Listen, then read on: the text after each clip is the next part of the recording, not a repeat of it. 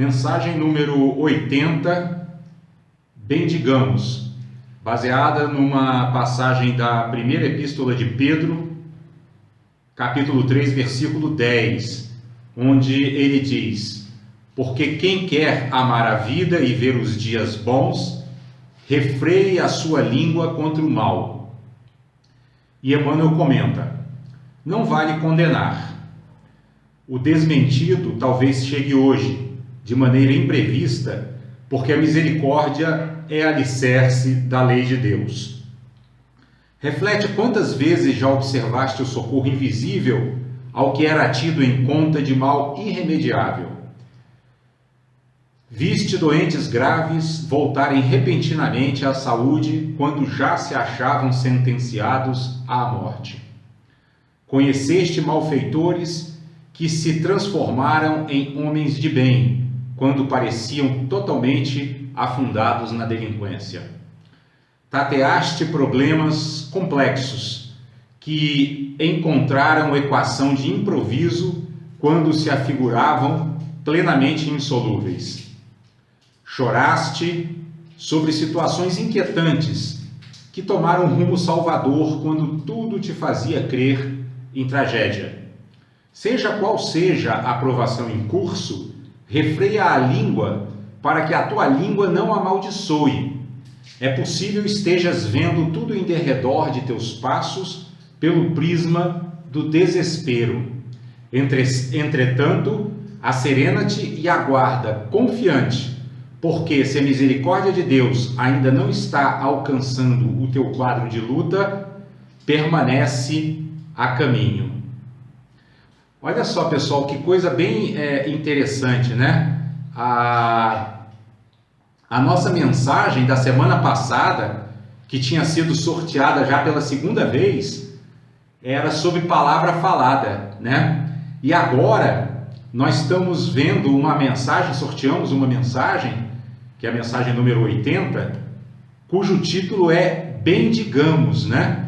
Onde Pedro chama a atenção para que a gente refreie a nossa língua contra o mal. Olha que ensinamento apropriado para os dias de hoje, né? Para essa crise que nós estamos vivendo, né? Essa pandemia, né? Que está acometendo a humanidade inteira praticamente, e que nos leva a ter sempre uma visão ou uma expectativa pessimista, né? Então vocês vejam o que os espíritos estão nos orientando através dessa mensagem: que a gente alimente pensamentos positivos, mesmo em meio àquelas situações que podem nos parecer sem saída ou sem solução. Até porque, quando nós falamos de espiritualidade, de estudo espiritualista, nós estamos falando de conexão com uma fonte ilimitada de bem. Olha só, ilimitada, infinita, significa que não há limites para esse poder, que não existe nada que não esteja ao seu alcance mudar. E é importante que se a gente sabe, por um lado, reclamar da impermanência, né? Porque a gente reclama, né? Quando as coisas estão boas para nós e elas mudam, a gente fala: poxa, né? Estava tudo indo tão bem, agora de repente dá uma reviravolta. Vamos lembrar também da impermanência nos momentos difíceis, né? Porque o que significa isso? Significa que também as situações dolorosas passam.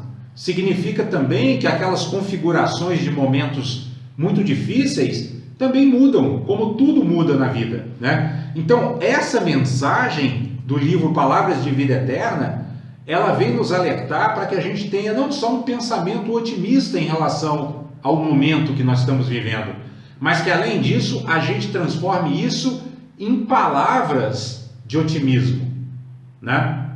Eu até postei aí no nosso grupo do Evangelho, em resposta a um vídeo que o Benedito nos encaminhou, do Ariano Suassuna, uma fala desse mesmo autor, né? Onde ele, ao falar de si mesmo, ele diz que ele não é nem um otimista tolo né? Nem um pessimista incorrigível. Ele é um realista esperançoso. Olha que coisa bonita, né?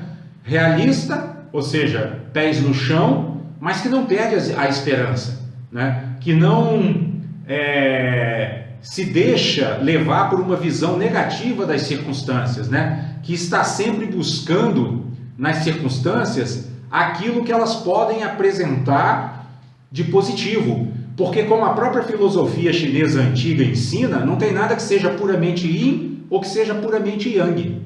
Todo yin tem algo de yang, todo yang tem algo de yin. Ou seja, né, toda a situação de felicidade que a gente esteja vivendo, a gente deve curti-la, deve aproveitá-la, mas não deve se apegar a ela, porque ela vai passar. Mas e ela vai passar por quê? Porque dentro das nossas felicidades terrenas, das nossas felicidades mundanas, existe o germe da impermanência, existe a semente da impermanência, que vai fazer com que o ciclo evolua, se desenvolva e em algum momento se desagregue. Então nós não devemos nos apegar às nossas situações favoráveis, mas ao mesmo tempo não devemos nos desesperar também com aquelas aparentemente desfavoráveis, porque elas também vão passar. Porque da mesma forma que dentro das situações felizes existe um germe que vai em algum momento fazer a roda girar e fazer com que aquela felicidade de alguma forma se desagregue, também existe dentro das situações dolorosas uma semente que vai fazer com que esse ciclo evolua, se desenvolva e com que a situação dolorosa em algum momento passe e abra perspectivas novamente de uma situação mais feliz, mais tranquila, mais estável, né? É o que nós estamos vivendo agora, né? Nós estamos no meio de uma pandemia, mas em algum momento, um momento de saúde vai aparecer. Não tem nada desse mundo que dure para sempre, né? As únicas coisas que não passam, e é isso que nós precisamos nos lembrar, é aquelas que nós cultivamos interiormente. Isso não passa. Então, por exemplo, se em algum momento da minha vida eu conseguir superar o orgulho, conseguir superar o apego, ou conseguir superar a inveja, ou qualquer outra emoção perturbadora, qualquer situação que advenha na minha vida, eu não vou mais me perturbar com ela. Por quê? Porque eu estou livre justamente daquelas emoções perturbadoras que dentro de mim disparavam um estado mental de instabilidade, né? Então esse é o tesouro que Jesus diz que as traças não roem e a ferrugem não come. São os tesouros interiores, né? E aí, associando isso e linkando isso com a nossa mensagem de hoje, que cujo título é Bendigamos, significa que se nós desenvolvermos uma fala positiva, uma fala entusiasta, uma fala esperançosa, nós vamos estar promovendo dentro de nós e ao nosso redor mudanças positivas que vão nos trazer méritos, que vão mudar o nosso próprio karma individual e que vai nos tornar mais hábeis a lidar tanto com situações de felicidade impermanente quanto situações de infelicidade impermanente. Percebem? A roda da vida está sempre girando,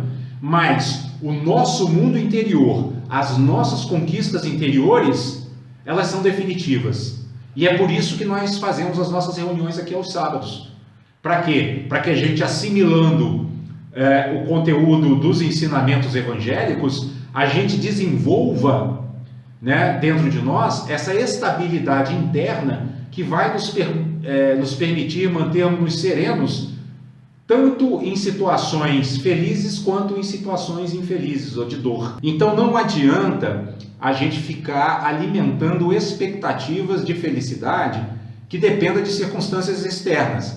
Nós devemos, claro, por exemplo, com relação à nossa saúde, vamos cuidar da nossa saúde, né? Nós vamos fazer a alimentação correta, tomar sol, enfim, todas as coisas que é preciso para que a gente tenha saúde, mas sabendo que nós não temos controle sobre todos os fatores que interferem na nossa saúde, assim como nós não temos todo o controle sobre os fatores que influenciam as nossas finanças, não é isso? Assim como nós não temos controle sobre todas as nossas relações humanas, né? Então, nós temos que investir no desenvolvimento interior, né? Por quê? Porque se a gente se fortalece interiormente, como eu já tinha dito lá atrás, né? Então, por exemplo, se eu sofro uma perda, mas de alguma forma me libertei do apego ou diminuí o meu apego, eu vou, consequentemente, não vou sofrer por causa da perda. Porque o que causa o sofrimento não é a perda em si, mas o apego que eu tinha àquilo que eu perdi, né? Da mesma forma, se eu consigo superar, por exemplo, a aversão, que está diretamente associada à raiva, né? Eu não vou mais me aborrecer ou me chatear com pessoas que façam coisas que eu considero como coisas inadequadas ou erradas. Entendem? Então, vamos dar um outro exemplo. Se eu também elimino em mim a competitividade, né? Eu não vou sofrer porque alguém está ganhando mais dinheiro do que eu, ou porque alguém está mais bonito do que eu, ou porque alguém está mais jovem do que eu. Entendem?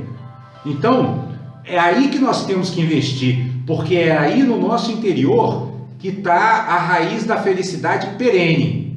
Aqueles tesouros, né, que Jesus diz que as traças não roem e a ferrugem não come, né? E essa imagem de Jesus, ela é muito forte, muito clara, né? Porque ferrugem e traças são dois elementos que na nossa experiência comum humana estão associadas aqui à degradação das coisas, né? A ferrugem, né, quando a gente diz até em referência a nós mesmos, né? Eu estou enferrujado, né? Quer dizer, alguma coisa não está funcionando bem em mim, né? Então Jesus é muito claro ao dizer que esses tesouros internos não são atingíveis por essa ferrugem, não são atingíveis pela impermanência, né? Então, agora, a nossa mensagem de hoje, ela fala diretamente sobre a questão da fala, né? Nos alertando para que a gente não condene, né? Para que a gente não fique, por exemplo, no meio dessa situação em que nós estamos hoje, né? Por exemplo, dizendo assim, isso é uma tragédia, né? Vamos todos morrer, mais da metade da humanidade vai ser dizimada. Esse tipo de palavra, ele não só não ajuda, né? Como ainda agrava a situação, né? Porque as pessoas, inclusive nós mesmos, já estamos com medo, né? Então, ao invés de ficarmos maldizendo a situação, vamos falar palavras que não que sejam utópicas, né, que sejam irreais. Vamos ser realistas, mas vamos ser realistas esperançosos, né? Vamos falar para as pessoas que a humanidade já passou por outras crises semelhantes, né? Já teve crises até piores, né? Já passamos por guerras, já passamos por uma série de coisas, né? E o mundo se recompôs, né? Porque a natureza, ao mesmo tempo em que ela tem esse processo, né, de nascimento, desenvolvimento, degradação e morte, ela também tem um processo de renovação, né? Então, o que a nossa mensagem de hoje está querendo dizer quando diz bem, digamos? Vamos olhar mais para a renovação e menos para a destruição, né?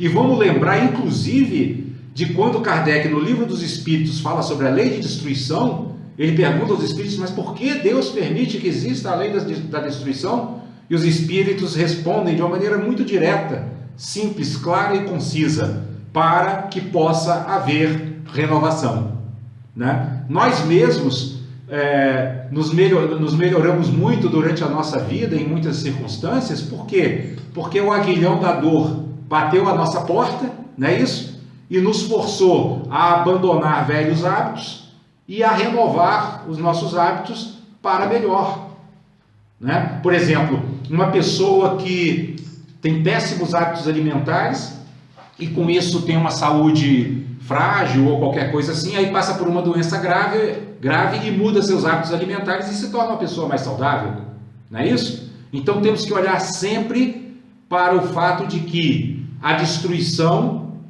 né, ela tem a sua contraparte, que é a renovação, né? E que essa renovação que vai vir também, não nos apeguemos a ela, né? Porque ela também vai ter o seu período, né, de desenvolvimento, né, decrepitude, morte, mas aproveitemos todas as oportunidades, sejam elas de dificuldades ou de facilidades, para aprendermos, né? O segredo é transformar toda e qualquer circunstância em lição.